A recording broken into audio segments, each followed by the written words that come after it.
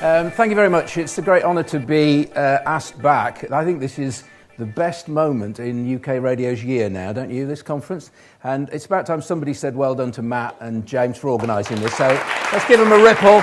And Helen backstage and Will and all the other people involved. We're running a bit late, so I won't go on too much. I was here last year talking about a project that we were hoping to get off the ground. I was talking about using archive in contemporary radio, and this, with a bit of luck, is what I said. I'll tell you about an idea that we're currently discussing with the BBC, which is called the People's Archive. And the idea here is that we will declare, or the BBC will declare, an amnesty for all those people who've got recordings stuck away in their lofts and their garages. If you're as old as me, you'll remember how guilty you felt recording the radio. We were always told by DJs and presenters that came on, you know, don't record this. You know, and sometimes fun was made out of it, but often we just genuinely did feel we were breaking the law if we did it. So there's a load of stuff out there. Within the BBC archive, there are people winning Olympic gold medals, no commentary, it's all gone. There are loads of comedy shows and DJ shows, music performances just lost, old sessions. So what we're hoping to do is give people a feeling that it's okay and we'd like to hear it, and we'd like them to bring it and send it in, and we'll start collecting some of this stuff, which I think will help us tell some stories in a better way. So I think I was channeling Mark Thompson there. I've never heard myself be quite that inarticulate before, but there you go. Maybe that's what I'm like all the time. Anyway, so that was me a year ago. Let me now, therefore, introduce you to this, which is what has forthcome. We took the idea of the People's Archive to BBC Radio 2, and with their help and the assistance of some money from BBC Audio and Music's Innovation Fund, we've been able to launch what has now become the Listeners' Archive. The background to it, as I touched on there, was that when Heather Davis and I were researching for our big series, Sounds of the 20th Century, we discovered that the BBC Archive is fantastic for catastrophes and elections and other bits of big news, but it's not quite so good at all the other mundane and regular broadcasting that went on in between the bulletins.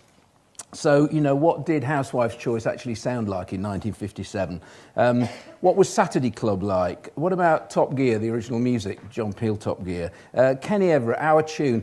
These things, they were either not kept or they were only kept if there was something special. So if you can go in the archive and find Andy Peebles in Moscow. Who's ever going to want to listen to that? But you might want to listen to just what was an ordinary show like in the 3-day week. And we think that a lot of people taped these programmes, even though they were told not to. Now, I'm not having a go at the BBC Archive. I want to make this really clear. It's many of the things that they didn't keep, nobody at that point ever thought they would ever have value. And also, of course, you know, tape was expensive, and archiving until, you know, recently with the digital advances was just a very difficult thing to do and a very expensive thing to do. So, how does the Listeners' Archive work? Well, there is going to be Radio Amnesty Day. I should have put a slide up about this, but there you go. October the 11th is the day in the UK. Listeners will be asked to bring in their tapes. If we think they're useful, we'll send them off to BBC Maida Vale, where they'll be digitised, and then we'll send the listener a nice, clean digital copy along with their original tape. We'll also interview them, we hope, and turn their stories of why they recorded these programmes into some shows, largely for Radio 2, which will form part of this. Hey, it's BBC Radio's 90th birthday on November the 14th, and our first show will go out on Radio 2 on that day. So, the Listeners' Archive, it is a pan-BBC project. It started live, as I said, on Radio 2, but Radio 4 are involved, so are 5 Live, so we're looking for Sports Archive as well. All the BBC nations, Scotland, Wales, Northern Ireland, are involved, and so are the BBC's English local radio stations. And the project manager for all this is your old friend, Will Jackson, down here. People are saying, what are we looking for apart from just those regular shows? Well, there are one or two little nuggets, one or two crown jewels that are missing. George Orwell spoke to the BBC a gazillion times in the 40s and 50s. There is no George Orwell in the BBC archive. There's no Dylan Thomas. Where is Mike Reed's rant about relax? Where is, amazingly, the first Radio 1 Chris Evans breakfast show? There's probably someone in here who's got that, but the BBC doesn't have it anymore. Is this just a BBC project? Well, yes, it is, but why not join in? You know, I'm sure that listeners are going to bring us stuff that's actually from Capital Radio or actually from Radio Luxembourg or is from all over the place.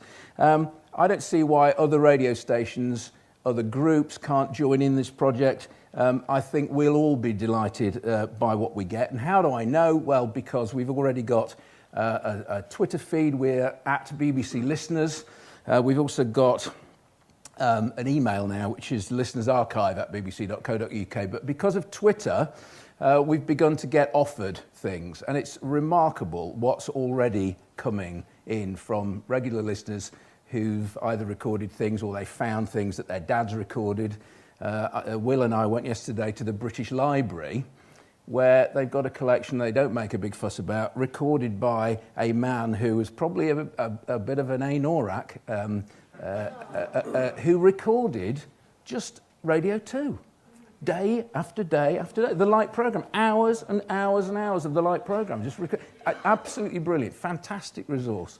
And that's exactly the kind of thing that we want to get access to. So please start looking for your old tapes, old cassettes, old mini discs, stuff you've got that you recorded, you know, because it was your birthday. We probably don't want the top 40, everybody did that, but just ordinary programmes, you know, stuff like, you know, Our Tune, you know, the old Simon Bates shows, Emma Freud on Radio 1. It doesn't have to be good, just stuff. I'm Trevor Dann, good night. It's what we want is stuff that reminds us of what regular radio was like at certain times. I don't want to overplay it, but I do think that it will help us to tell the social history of our country. So thank you very much for listening. You've made an old man very happy. You are happy, aren't you, Will? Thank you. I'll definitely have to look. I definitely got a bit of an Anorex collection, but I'm probably a bit too embarrassed to admit what's in there at the moment, and I can't even remember, to be honest, what's in there.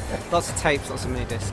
I can't believe that we've been here for about 2.5, 3 hours, and we've talked about 12 or 13 completely distinct things. The format is great, and I'm just really pleased with it. It hammers through loads of different things. You can barely keep up. It's a bit relentless, but in a good way.